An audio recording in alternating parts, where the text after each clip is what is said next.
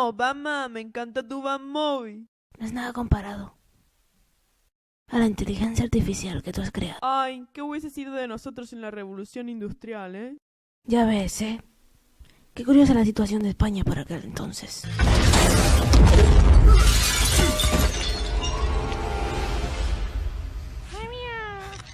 ¡Hala! ¿Qué hace él aquí? Él nos ayudará a entender la revolución industrial española gracias a su inteligencia. ¿A qué te refieres? Hay cosas de la revolución que nosotros no sabemos, así que él nos las explicará todas. Comenzaré por decir que hubo varias causas que llevaron a la industrialización. ¡Ilústranos! La península ibérica era muy montañosa y dificultaba la comunicación. Además, había escasez de fuentes de energía. ¡Claro, Muyayo! Muyayo no, muchacho. Los canarios luchan para que no se les compare su forma de hablar con la de los cubanos. Que sí, te lo estoy explicando. Como prefiera, como les iba contando, su absorción de recursos por parte de la hacienda hizo que pudieran hacer frente a sus gastos. Además de que había falta de mano de obra, ya que su demografía no crecía. Pues a mí eso no me interesa. ¡Hasta luego, maricarro! Dios, ¿eso no era lo de crecimiento desigual? Sí.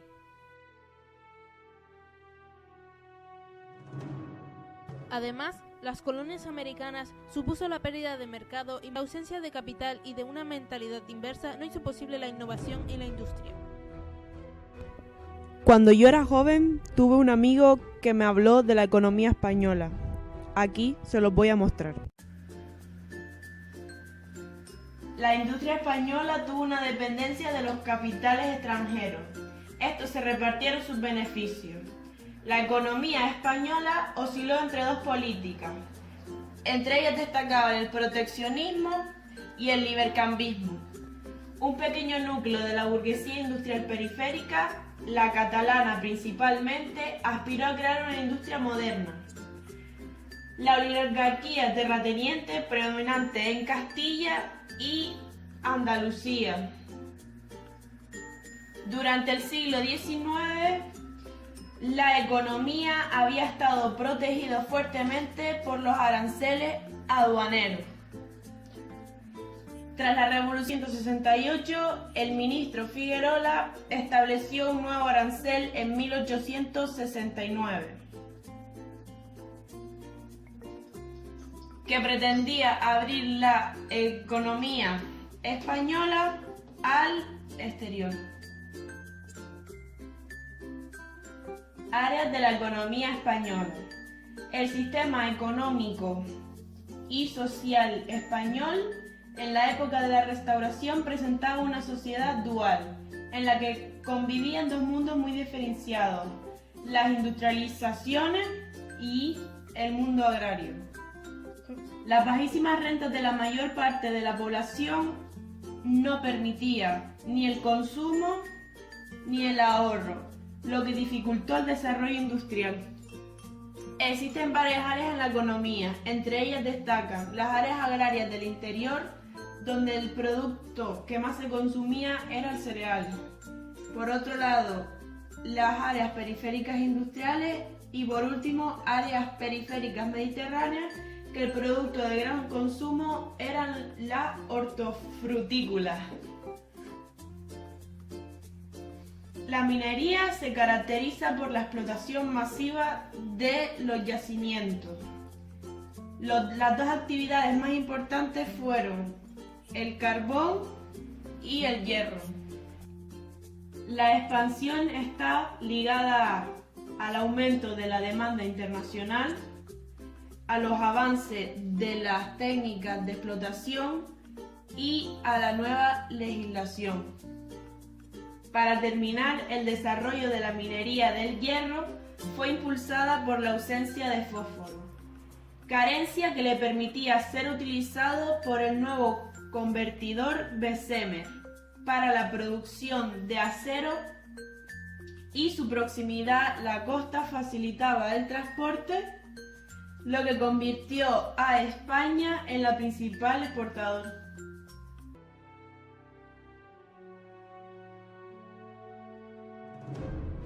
Que sí, capitán, pero la industria textil catalana hacia 1860 dominaba el mercado nacional, que yo lo di en el INSTI, y la oferta española se abastecía de un 90% gracias a sus textiles de algodón.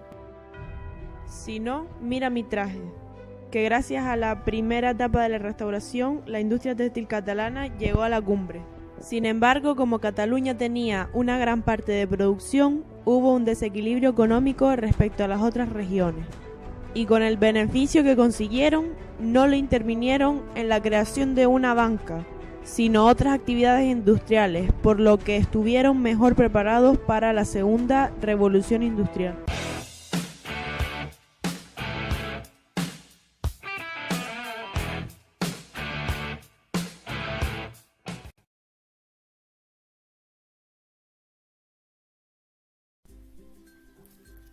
El siglo XIX es una época marcada por el desarrollo y la expansión de la revolución industrial. España, que está en la periferia de Europa, no atraviesa un gran momento y se ve atrasada en el desarrollo industrial. Además, España acaba de perder sus colonias en América, lo cual significa una pérdida de materias primas y de mercado. Es por esto que España se dividió en 3 zonas económicas distintas. Áreas agrarias del interior, dedicadas a cultivos extensivos de productos de gran consumo, principalmente cereales, con muy bajos rendimientos. Resistían a la competencia extranjera gracias a un rígido proteccionismo. Se trata de un modelo económico que trata de favorecer la producción nacional frente a la competencia extranjera. Por otro lado, estaban las áreas periféricas mediterráneas, que consumían del interior, a precios altos, productos protegidos y, en cambio, vendían parte de sus productos al exterior, productos como frutas y verduras, aceite, fundamentalmente, posibilitando así importaciones de materias primas y bienes de equipo que eran necesarios para la producción industrial. El bloque de poder estaba formado por una burguesía oligárquica, que formaba un triángulo de siderúrgicos vascos, textiles catalanes y cerealistas castellanos, y así se regía la vida política y económica del país. Más hacia el norte nos encontramos con las áreas periféricas industriales, Cataluña, País Vasco y zonas del Cantábrico, que producían principalmente para el mercado nacional, puesto que sus altos costes y baja productividad les impedían competir en los mercados internacionales. Por lo tanto, necesitaban también una fuerte y progresiva protección. Aún habiendo tantas diferencias, el régimen no hizo nada para romper el contraste entre la España interior, más agrícola, es decir, campesina y profunda, y la moderna, más capitalista de la periferia. Desde el punto de vista industrial, en la época de la Restauración surge la consagración definitiva del País Vasco y Cataluña como los núcleos fundamentales de la industrialización española, mientras que las demás regiones, excepto Madrid, capital sobre todo administrativa, bancaria y líder en el sector servicios, quedarían irremediablemente retrasadas hasta la segunda mitad del siglo XX. Además, la economía se encontraba dominada por las zonas industriales. En el País Vasco, la industria creció gracias a la producción de hierro para la posterior obtención de acero. Esta industria hizo crecer la economía vasca, hasta ser uno de los puntos industriales en el mapa peninsular. Sin embargo, la aparición de otros métodos de obtención de acero paró de golpe este desarrollo exponencial. La unión de las 3 grandes empresas siderúrgicas del siglo XIX permitió posicionar la industria vasca en la supremacía dentro de España. Entre Bilbao y Cardiff, situado en Inglaterra, se estableció un rico comercio que incluso llegó a favorecer a la industria cántabra. Por otra parte, Cataluña poseía una industria textil de algodón que representaba el 90% de la oferta española. En el siglo XIX representaba una cuarta parte de la producción de España. Con la creación de un mercado nacional, gracias al ferrocarril y con la aplicación del vapor a los telares mecánicos, empieza a desarrollarse en Cataluña una importante industria textil.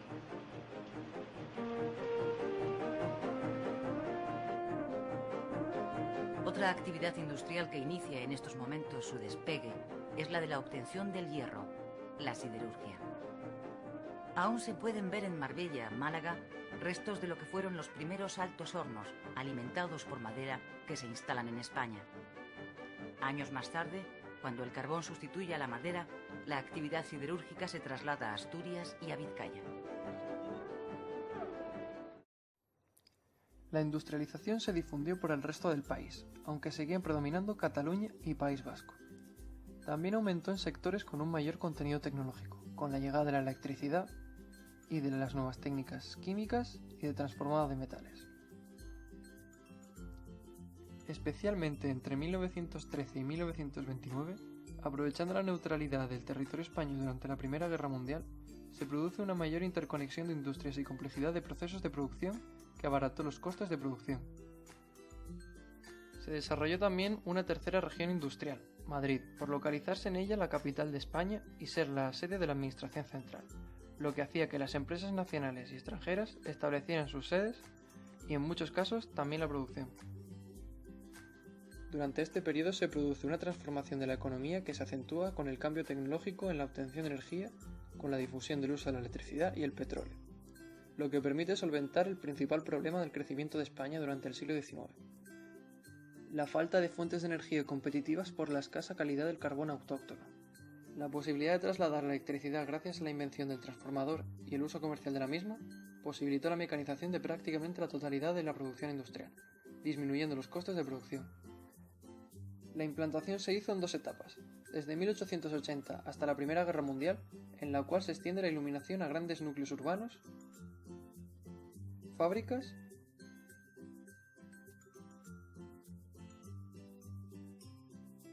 y lugares públicos. La segunda abarca hasta 1930 y se difunde la industria.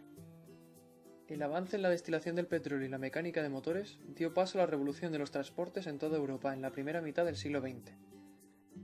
La introducción del automóvil se efectuó a través de la importación. Con todos estos cambios, la industria no logró alcanzar el PIB per cápita en las zonas más desarrolladas, pero sí consiguió que el sector primario ocupase solo el 50% del PIB per cápita.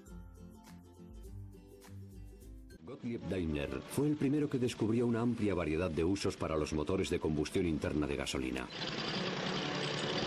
El éxito de su primer vehículo, una motocicleta, le convenció de que instalar un motor en un carruaje le permitiría reemplazar al caballo.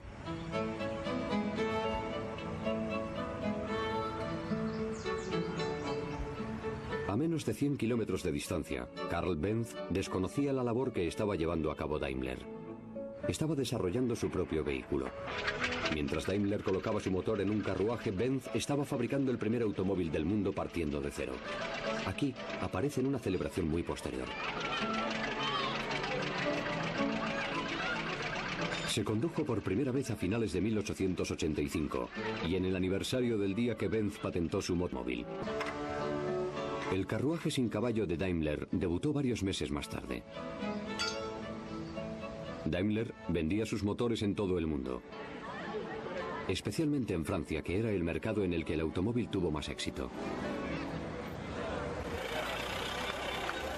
La primera carrera de automóviles del mundo tuvo lugar en Francia en 1894.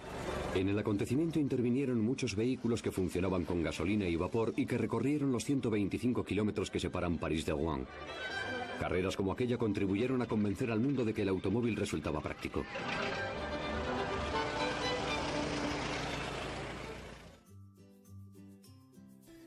Coincidiendo con el proceso de industrialización, la población española creció en el último tercio del siglo XIX de 16 a 18 millones de habitantes. La esperanza de vida seguía siendo muy baja y no sobrepasaba los 35 años de media en 1900. Estamos, pues, ante una transición demográfica muy retrasada en la que las tasas de natalidad y mortalidad irán descendiendo lentamente. La transición demográfica fue acompañada de un aumento de la urbanización, aunque desigual, en detrimento de los núcleos rurales, especialmente entre el final de la Primera Guerra Mundial y la depresión del 29, destacando el crecimiento de los núcleos como Madrid y Barcelona y de otras ciudades que se convierten en importantes centros industriales o mineros localizadas en el País Vasco, Asturias o Cataluña, y por ello en foco de atracción poblacional. Las escasas oportunidades de empleo y el crecimiento sostenido de la población produjeron una fuerte inmigración exterior, especialmente a la América Latina. Con respecto a la interior, fue potenciada por la mejora de la cualificación educativa, que desempeñó un papel importante en la toma de esta decisión para gran parte de la población española. Esta concentración no oculta el hecho de que el 70% de la población vivía en núcleos de menos de 20.000 habitantes, por lo que se estaba produciendo un dualismo muy acentuado entre el campo y la ciudad. La estructura de la ciudad se quedaba pequeña y se hacía necesario un ensanche destinado a dar alojamiento a los nuevos pobladores llegados del campo. Los ensanches de Barcelona, Madrid, Bilbao, San Sebastián y de Valencia, entre otros, supusieron grandes desafíos urbanísticos, a los cuales hicieron frente los arquitectos españoles de la época. Por ejemplo, el ensanche de Barcelona de Ildefonso Cerda o la de Ciudad Real, proyectada para Madrid a partir de 1892 por Arturo Soria. Concretamente, el crecimiento de la ciudad de Barcelona se convirtió a finales de siglo en un modelo urbano europeo industrial porque, de una parte, se hila con unos barrios salidos de un ensanche precipitado.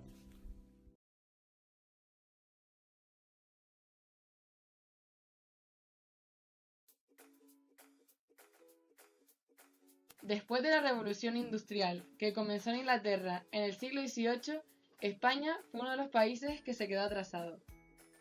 Las causas del atraso fueron: en primer lugar, España era uno de los países más montañosos de Europa, lo que dificultaba las comunicaciones interiores. Estas también se vieron perjudicadas por la Guerra de la Independencia y las posteriores guerras carlistas, además de la ausencia de ríos navegables que facilitasen las comunicaciones. Las fuentes de energía eran escasas, tanto por la ausencia de cursos de agua para obtener energía hidráulica como por la mala calidad del carbón español. España se encuentra en la periferia de Europa, por lo que el transporte era más caro, lo que dificultaba la obtención de materias primas y encareció el producto final. La hacienda pública española emitía títulos de deuda con intereses cada vez más altos para hacer frente a sus gastos, lo que encareció la financiación de las empresas. Los yacimientos minerales, las fuentes de energía y los puertos marítimos solo coincidían en País Vasco y Cantabria. Otra causa era la falta de mano de obra industrial por el lento crecimiento demográfico. La carencia de excedentes agrícolas y la falta de un comercio interior no permitía la inversión en industria. Además, el capital obtenido en la actividad agrícola lo invertían en la compra de la deuda pública en vez de invertir en el desarrollo industrial. La población crecía más en el interior que en las ciudades. El proceso de descolonización supuso la pérdida de mercados y materias primas para España.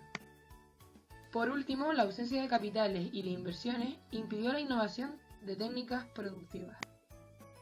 Solo en el norte de España y en Cataluña se invirtió en la industria, en concreto en la textil y en la siderúrgica. El Estado implantó una política proteccionista que impidió el desarrollo de la competitividad en el sector industrial, idea principalmente impulsada por la burguesía catalana. Por el contrario, la oligarquía terrateniente de Castilla y Andalucía querían que España fuera una gran productora de cereales en toda Europa, por lo que defendían una política librecambista.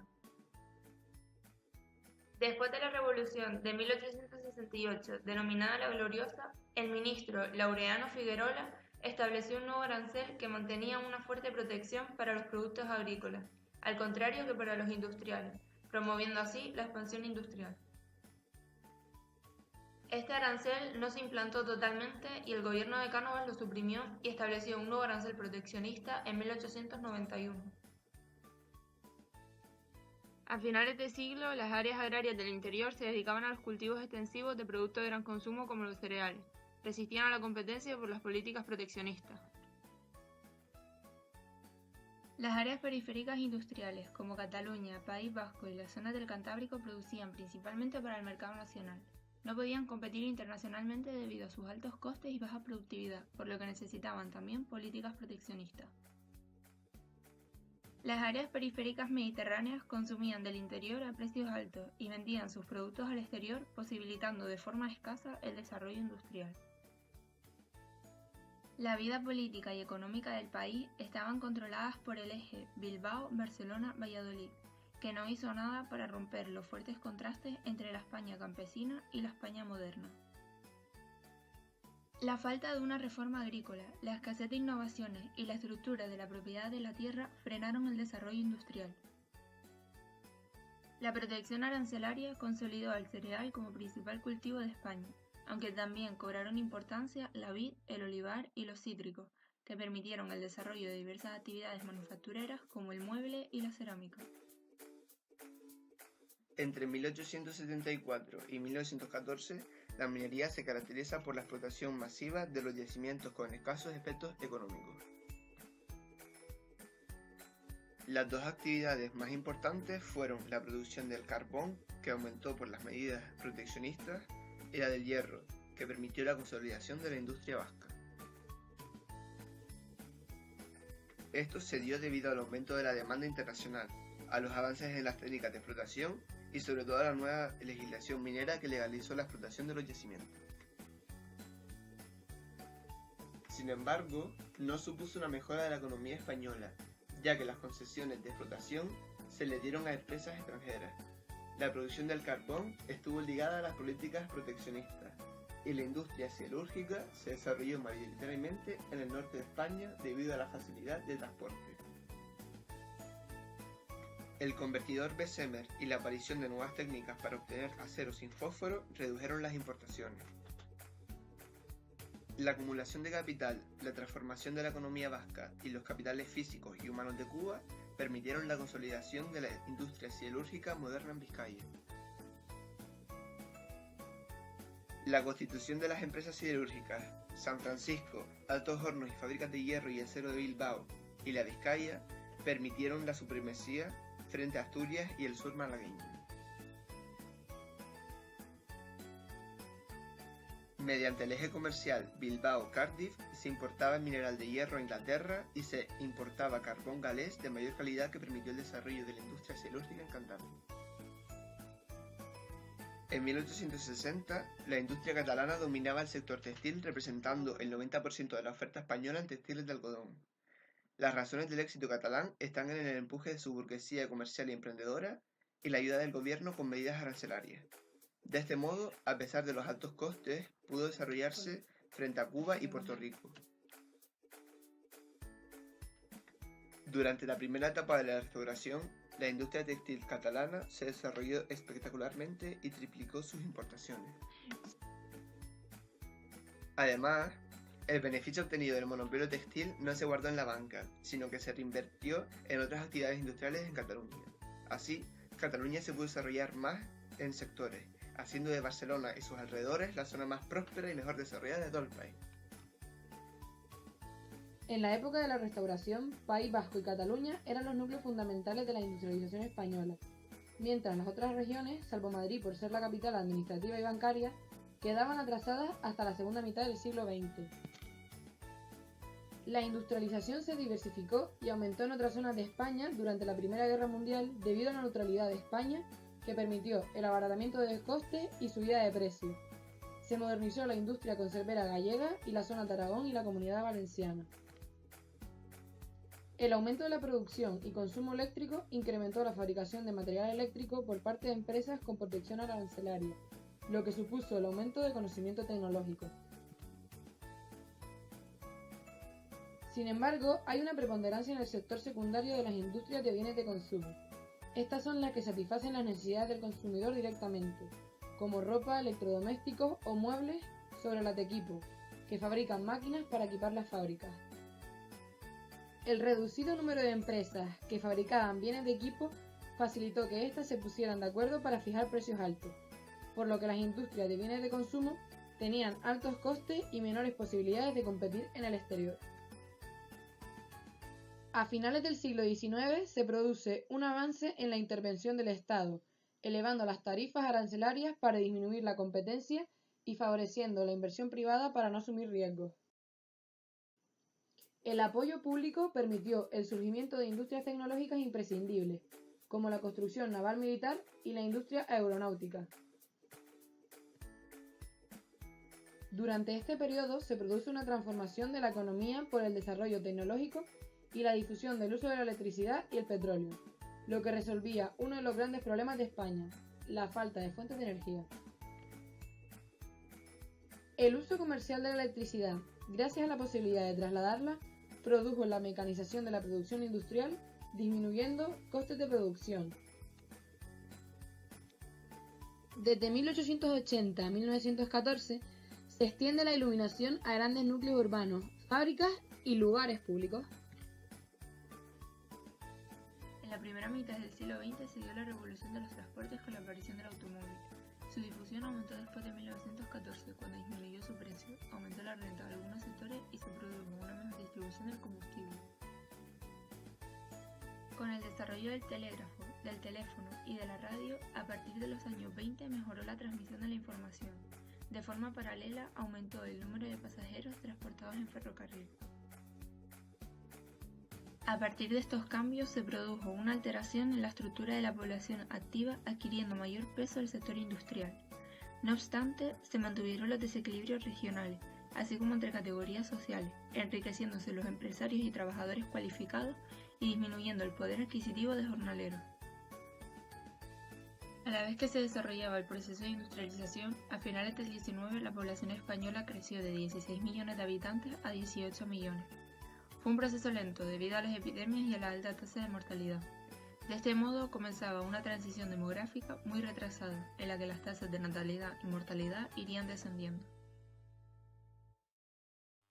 La transición se complementó con un aumento de la urbanización, destacando el crecimiento de los núcleos urbanos en Madrid, Barcelona y otras ciudades localizadas en el País Vasco, Asturias y Cataluña. La estructura de la ciudad se estaba quedando pequeña y se hizo necesario el ensanche para dar alojamiento a todos los nuevos pobladores. Concretamente, el crecimiento de Barcelona se convirtió en un modelo urbano europeo industrial, ya que por una parte se construían barrios para inmigrantes que tenían rasgos comunes y donde había viviendas, talleres, fábricas y vías de comunicación. Mientras que por otra parte se encontraban barrios promocionados por la burguesía con edificios en los que los arquitectos se esforzaban en plasmar el arte modernista catalán y barrios donde se seguía el modelo de ciudad-jardín con casas unifamiliares. La baja demanda del empleo y el crecimiento de la población produjeron una fuerte migración exterior hacia América Latina e interior potenciado por una mejor educación.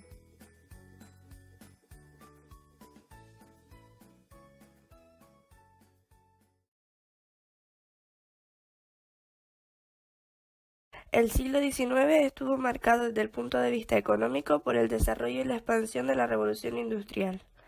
España se sitúa en el grupo de países del continente que quedaron al margen de la consolidación de una sociedad industrializada. En primer lugar, las condiciones geográficas de la península dificultaron las comunicaciones interiores y la formación de un mercado nacional articulado. Además, estaban agravadas por la ausencia de ríos navegables. En segundo lugar, la escasez de fuentes de energía, tanto por la falta de energía hidráulica como por la mala calidad del carbón, posiciona a España en desventaja respecto a otros países. Seguidamente, la absorción de gran cantidad de recursos por parte de la hacienda pública española, con su permanente emisión de títulos de deuda, elevó los tipos de interés, lo que desincentivó la inversión productiva.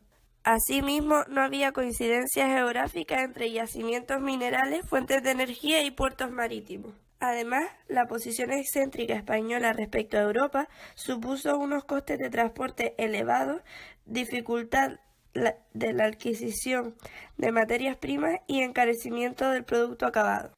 En sexto lugar, podemos decir que fue determinante también la falta de mano de obra industrial debido al lento crecimiento demográfico. También cabe destacar la carencia de excedentes agrícolas y la falta de un mercado interior capaz de absorber la producción industrial. Por otro lado, hubo un crecimiento desigual de la población según zonas. Otra causa fue la pérdida de colonias americanas, lo que significó una pérdida de mercados y de materias primas. Para concluir, la ausencia de capitales y de una mentalidad inversora no posibilitó la innovación en las técnicas productivas. El capital obtenido por los beneficios agrícolas se orientó hacia la compra de la deuda pública y de tierras desamortizadas. El continuo endeudamiento de la hacienda pública impidió que los capitales existentes fueran invertidos de manera productiva. La burguesía española, fundamentalmente rentista y terrateniente, orientó sus capitales hacia los procesos especulativos, y solo en el norte y en Cataluña hubo un sector de la burguesía que orientó sus capitales a la producción textil y siderúrgica. Esta forma de invertir el capital por parte de los españoles tuvo tres consecuencias principales. En primer lugar, la industria española tuvo una fuerte dependencia de capitales extranjeros. En segundo lugar, el Estado puso en marcha una política proteccionista y en tercer lugar, dicha política impidió el desarrollo competitivo de la industria. La economía española osciló entre dos políticas económicas muy diferenciadas.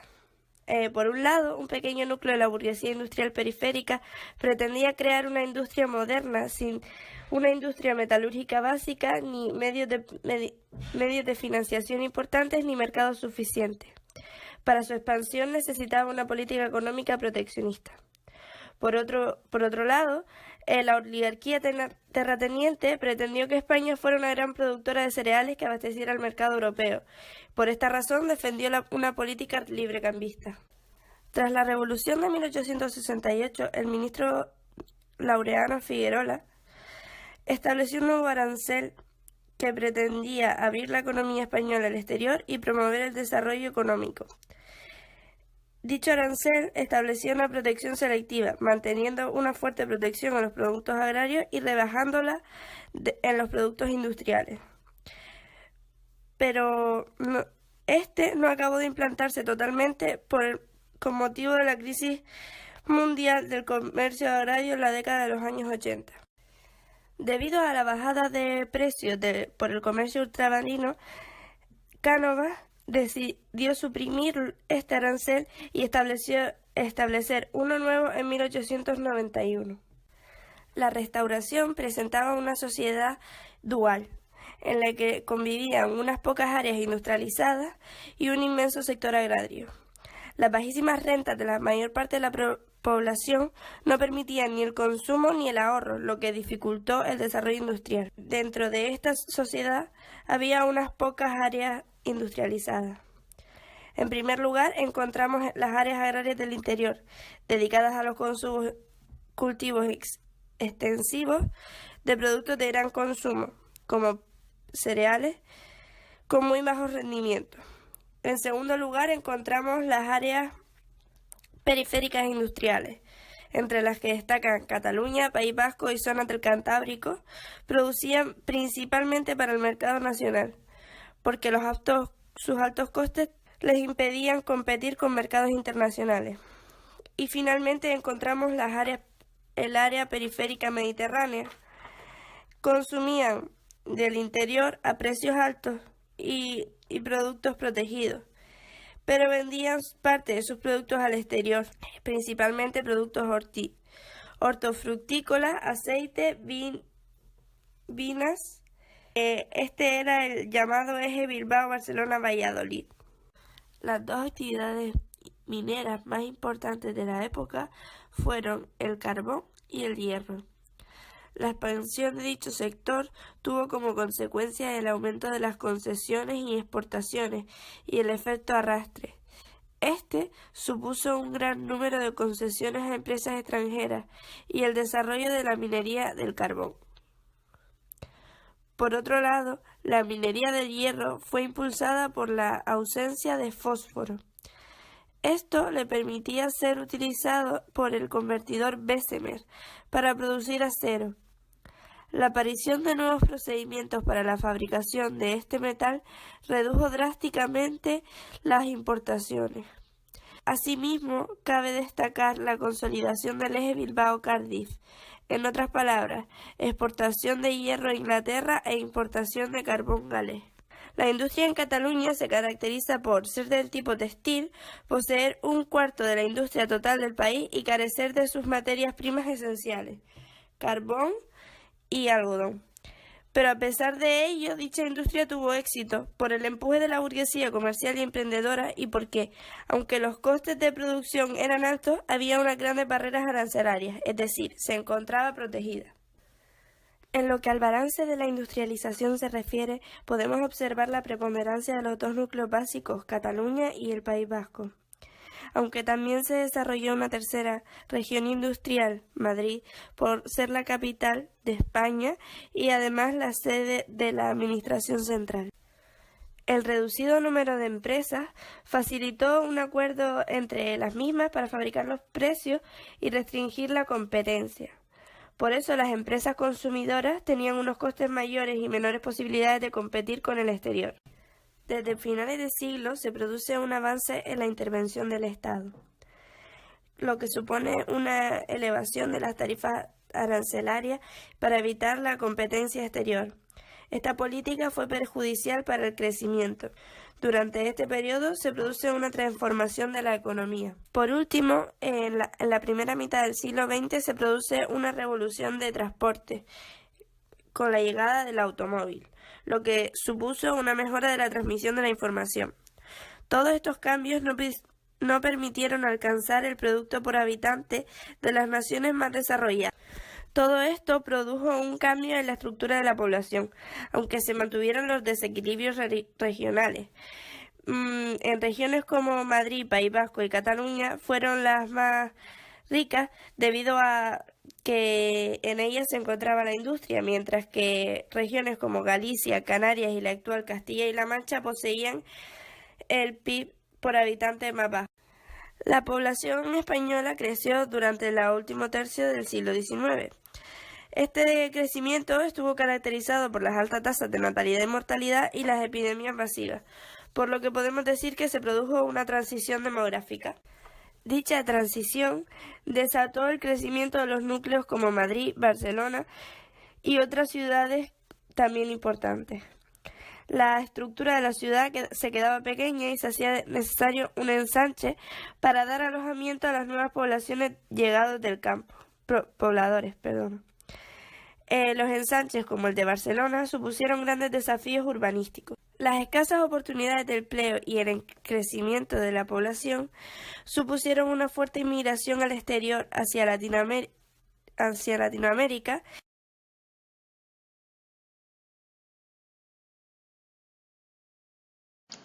La revolución industrial comenzó a finales del siglo XVIII y a comienzos del siglo XIX. Comenzó en el Reino Unido y más tarde se expandiría por Europa.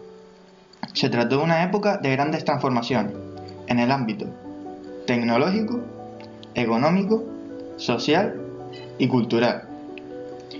Por otro lado, también dio lugar al aumento de la producción y el PIB por habitante. Con la revolución industrial, la industria y las actividades manufactureras sustituyeron al trabajo manual. En este contexto, España se sitúa en el grupo de países del este y el sur que quedaron al margen de la consolidación de una sociedad industrializada. Los cambios fueron modestos y limitados. Las causas del atraso fueron las condiciones geográficas de la península, debido a que fue el segundo país más montañoso de Europa y dificultaba las comunicaciones interiores y formación de un mercado nacional articulado, posteriormente agravada por las guerras carlistas y las guerras de independencia, y también por la ausencia de ríos navegables que facilitasen las comunicaciones entre las regiones.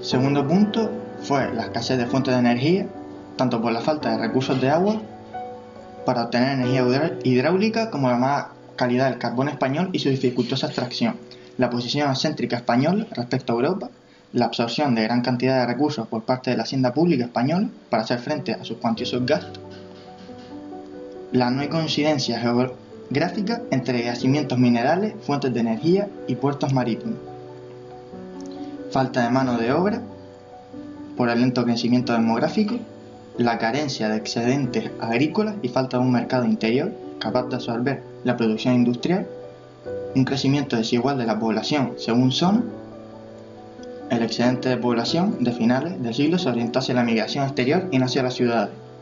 La pérdida de las colonias americanas significó la pérdida de mercados y de materias primas, y la ausencia de capitales y de una mentalidad inversora no posibilitó la innovación en las técnicas productivas de la industria española.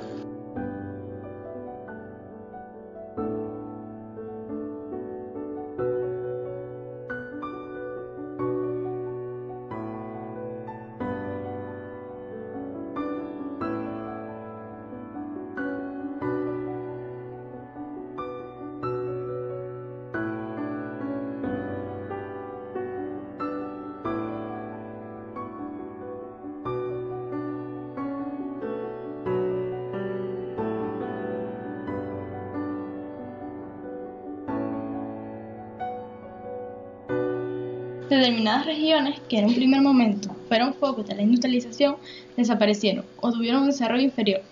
El capital obtenido por los beneficios agrícolas, en vez de ser invertido en el desarrollo de la industria, se orientó hacia la deuda pública. La burguesía española fue fundamentalmente rentista y terrateniente y orientó sus capitales hacia los procesos especulativos. Solo en el norte y en Cataluña hubo un sector de la burguesía con una visión emprendedora que orientó sus capitales con la producción textil y siderúrgica.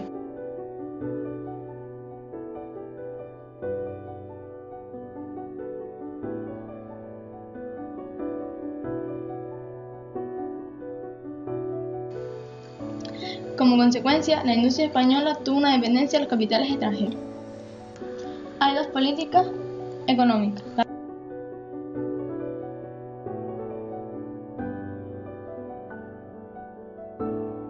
la proteccionista y el librecambismo.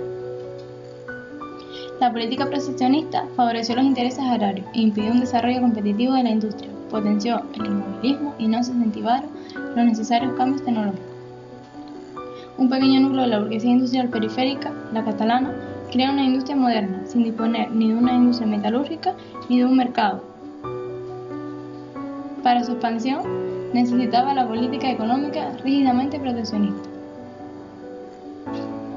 La economía estaba protegida por los altos aranceles aduaneros, que encarecían las importaciones y posibilitaban así una renta del mercado nacional. Tras la Revolución de 1868, Laureano Figuerola estableció un nuevo arancel, que pretendía abrir la economía española al exterior como forma de promover el desarrollo económico. Se pretendía promover la expansión industrial, liberalizar también el sector agrario. El arancel Figuerola no acabó por implantarse y el gobierno de Cánovas lo suprimió y estableció un nuevo arancel proteccionista en 1891.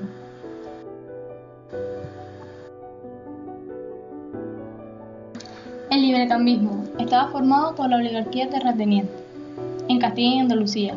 Pretendió que España fuera una gran productora de cereales, que abasteciera al mercado europeo y defendió la política librecampista.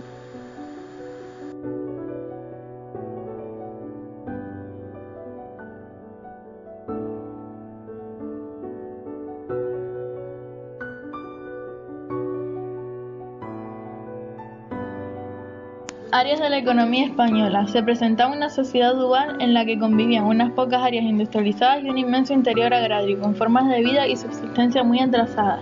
Las bajísimas rentas de la mayor parte de la población no permitían ni el consumo ni el ahorro, lo que dificultó el desarrollo industrial. Habían tres grandes áreas en la economía española de finales de siglo.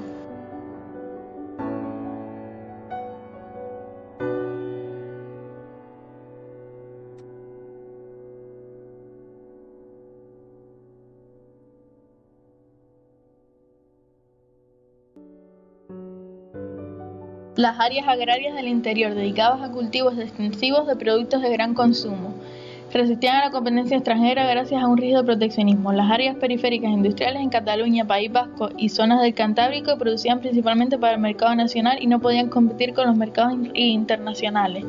Las áreas periféricas mediterráneas consumían del interior a precios altos productos protegidos y vendían sus productos al exterior, como por ejemplo aceite, posibilitando así las importaciones de materias primas y bienes necesarios para la producción industrial. El régimen no hizo nada para romper el contraste entre la España interior campesina y profunda y la moderna y capitalista de la periferia. Había una falta de reforma agrícola que frenó el desarrollo industrial al no producir una disminución de los precios como ocurría en el resto de las economías europeas. La minería entre 1874 y 1914 se caracteriza por la explotación masiva de los ricos yacimientos mineros, pero tuvo efectos económicos muy escasos. Las dos actividades más importantes fueron el carbón y el hierro, y la expansión de estos estaba ligada a un aumento de la demanda internacional por los cambios en la estructura industrial, a avances en las técnicas de explotación y a la nueva legislación minera que liberalizaba la explotación de yacimientos.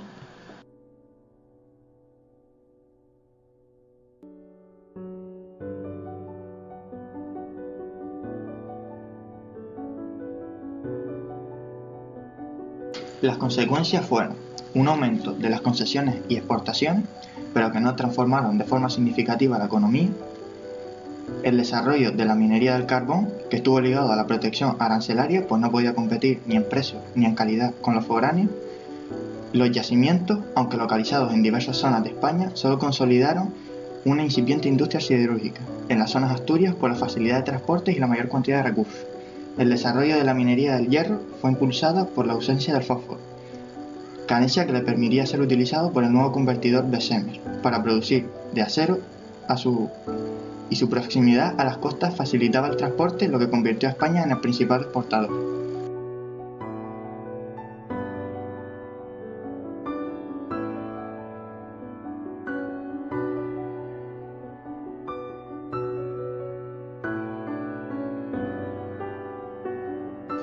Ya la acumulación de capital y la transportación de la economía vasca, que unidas a los capitales físicos y humanos de Cuba, dieron como resultado la consolidación de la industria siderúrgica moderna localizada en Vizcaya.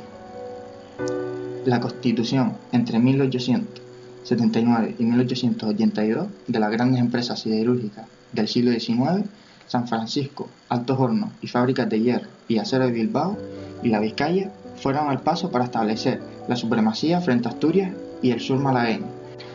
La consolidación del eje comercial Bilbao-Cardiff redujo el precio de los fretes y desempeñó un gran papel en el desarrollo de la siderúrgica vasca, pero también impulsó la zona de Cantabria, que se convirtió en la tercera productora. En 1902 surgió Sociedad Anónima Altos Hornos de Vizcaya, que fue una empresa dominante del sector durante gran parte del siglo XX. Como resultado del proceso, se afianza un sector básico para el desarrollo de bienes de equipo. La industria en Cataluña. La industria textil catalana hacia 1860 dominaba el mercado nacional. Sus textiles de algodón representaban cerca del 90% de la oferta española, que abastecía casi por completo la demanda interior. La región reunía una cuarta parte de la producción industrial total del país. Sin embargo, carecía de las dos materias primas básicas, el algodón y el carbón mineral, razones del éxito catalán. La burguesía comercial, dinámica y emprendedora, a pesar de los altos costes de la producción, pudo desarrollarse notablemente.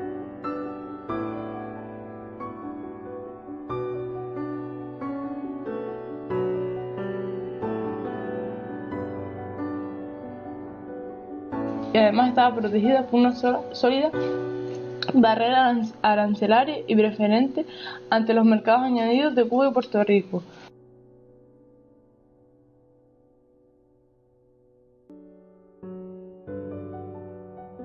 Durante la primera etapa de la restauración, la industria textil catalana conoció la culminación de su proceso de mecanización y sus importaciones de algodón se triplicaron entre 1876 y 1900.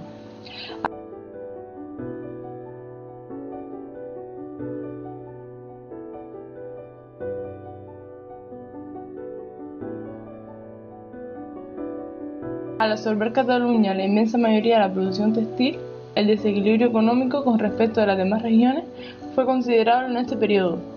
El beneficio obtenido de su monopolio textil se invirtió en otras actividades industriales catalanas, de manera que la región se encontró mucho mejor preparada para hacer frente a la segunda revolución industrial. Así pudo abordar con gran antelación el plan de fuentes de energía eléctrica y aprovechamiento hidráulico en cuencas piraneicas. Barcelona y sus alrededores son las zonas más prósperas y mejor desarrolladas de todo el país.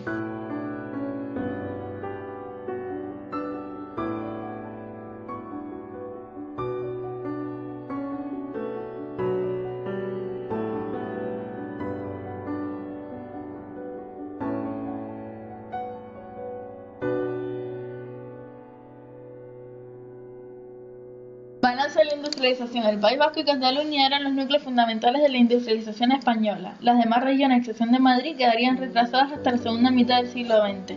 En la franja mediterránea, desde Girona a Murcia, se acabaron agrupando todas las industrias textiles, algodoneras, laneras, sederas, etc., fijando una verdadera frontera productiva entre el litoral y el resto del país. La industrialización se difundió, diversificó y aumentó en sectores de mayor contenido tecnológico. Habían dos núcleos básicos que eran Cataluña y País Vasco. Se desarrolló una tercera región, Madrid, y aunque este periodo fue de expansión general, debe recordarse que en su conjunto mostró signos de modernización desde finales del siglo XIX. El aumento de la producción y consumo eléctrico fue acompañado de un incremento de la fabricación de material eléctrico por empresas instaladas en España. Esta instalación favoreció la absorción tecnológica. Hay un dominio en el sector secundario de las industrias de bienes de consumo sobre las industrias de bienes de equipo.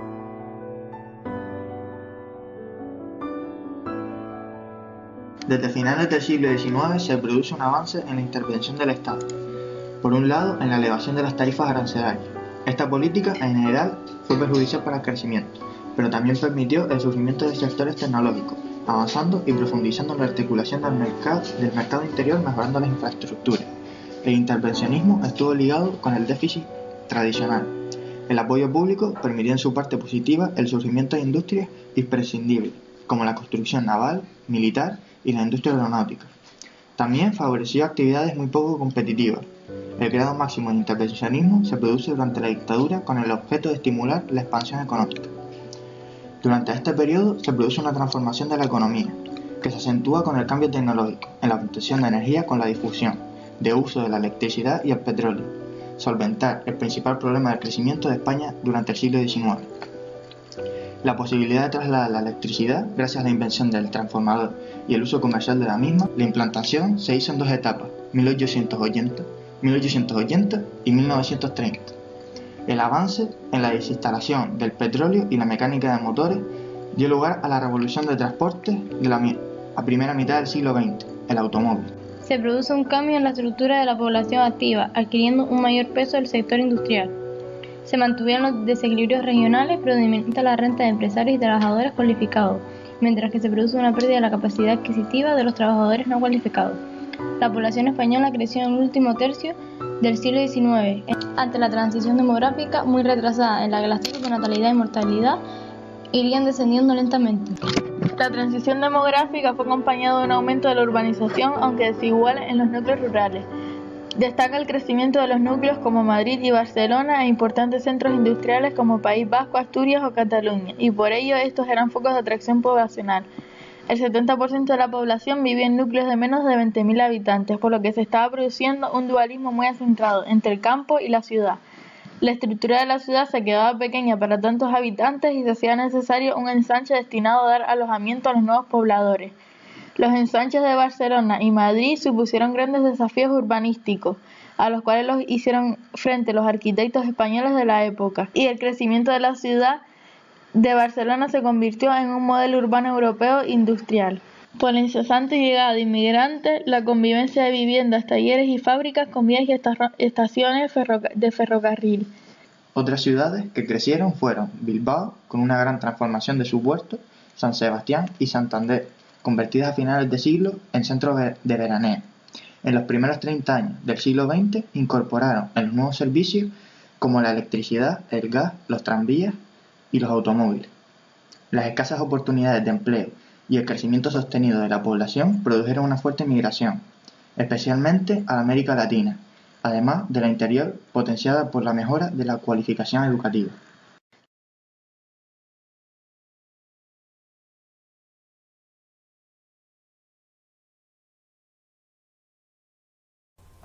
En la segunda mitad del siglo XVIII comenzó la revolución industrial en Inglaterra y en el siglo XIX se empezó a expandir hacia otros países, pero España fue uno de los que quedó al margen. Las causas de este atraso fueron: España era un país muy montañoso, con pocos ríos navegables. Esto dificultó las comunicaciones. España carecía de carbón de calidad y tenía poca agua, lo que le dificultaba obtener energía. Además, está en la periferia de Europa y en esa época el transporte era muy caro, lo que dificultaba la adquisición de materias primas. Hacienda se quedaba con muchos recursos para hacer frente a sus grandes gastos. Los yacimientos minerales, las fuentes de energía y los puertos marítimos estaban lejos entre sí. El crecimiento demográfico era desigual por zonas y lento, por lo que no había suficiente mano de obra. Además, había una ausencia de capitales y de mentalidad inversora. Faltaban productos agrícolas y un mercado interior capaz de absorber la producción industrial. Y la pérdida de las colonias americanas significó la pérdida de mercado. Los beneficios de la agricultura se empleaban en la compra de la deuda pública y tierras desamortizadas. Además, el poco capital del que disponía el Estado fue dirigido a las deudas de la hacienda pública. La burguesía era rentista y terrateniente, exceptuando un sector en Cataluña y en el norte de la península ibérica, que se dedicó a la industria textil y siderúrgica. Debido a esto, la industria española dependía de capitales extranjeros. Existía un dilema entre el proteccionismo y el librecambismo. El proteccionismo favorecía la agricultura, pero impidió un desarrollo competitivo de la industria. Un pequeño núcleo de la burguesía industrial necesitaba proteccionismo para su expansión y la oligarquía terrateniente, que es el grupo reducido de personas que tienen poder e influencia en un determinado sector social, económico y político, quería que España produjera cereales para abastecer al mercado europeo y optaba por el librecambismo. Tras la Revolución de 1868, Figuerola estableció un nuevo arancel, impuesto para abrir la economía española al exterior. Estableció una desprotección selectiva, protección para los productos agrarios y desprotección para productos industriales, para promover la expansión. No terminó de implantarse totalmente por la crisis mundial del comercio agrario en los 80, y Cánovas lo suprimió y puso un arancel proteccionista en 1891. La población tenía rentas bajas y había una política basada en dar una buena imagen hacia el exterior, olvidando sus necesidades. Convivían dos mundos muy diferenciados, una minoría industrializada frente a una mayoría agraria, pudiéndose distinguir tres áreas. Áreas agrarias del interior dedicadas a cultivos extensivos de gran consumo, principalmente cereales, y resistían a la competencia gracias al proteccionismo. Áreas periféricas industriales que estaban en Cataluña, el País Vasco y las zonas del Cantábrico. Estas producían para el mercado nacional, ya que no podían competir en el internacional. Por ello, necesitaban protección. Y por último, las áreas periféricas mediterráneas, que consumían del interior productos protegidos a altos precios. Vendían al exterior, posibilitando las importaciones de materias primas y bienes de equipo. El bloque de poder estaba constituido por una oligarquía burguesa que formaba el triángulo de siderúrgicos vascos, textiles catalanes y cerealistas castellanos, llamado el eje Bilbao-Barcelona-Valladolid. El régimen no hizo nada para romper el contraste. La protección arancelaria hizo que el cereal fuera el cultivo principal de España. La minería entre 1874 y 1914 se caracterizó por la explotación de ricos yacimientos mineros. Las dos actividades más importantes fueron el carbón y el hierro. El hierro permitió la consolidación de la industria del País Vasco. Ambos estaban protegidos por aranceles. Se produjo una expansión debido al aumento de la demanda internacional, las innovaciones técnicas, los avances en las técnicas de explotación y la nueva legislación minera. En consecuencia, hubo un aumento de concesiones y exportaciones. La consolidación del eje Bilbao-Cardiff hizo posible la exportación del hierro a Inglaterra y la importación de carbón de Gales a España. La zona cantábrica se convirtió en la tercera productora y la diversificación de la industria vasca en sectores intensivos de capital conformó una sólida base financiera. El desarrollo de la minería del hierro estuvo ligado a la falta de fósforo, que con el nuevo Bessemer se pudo crear acero.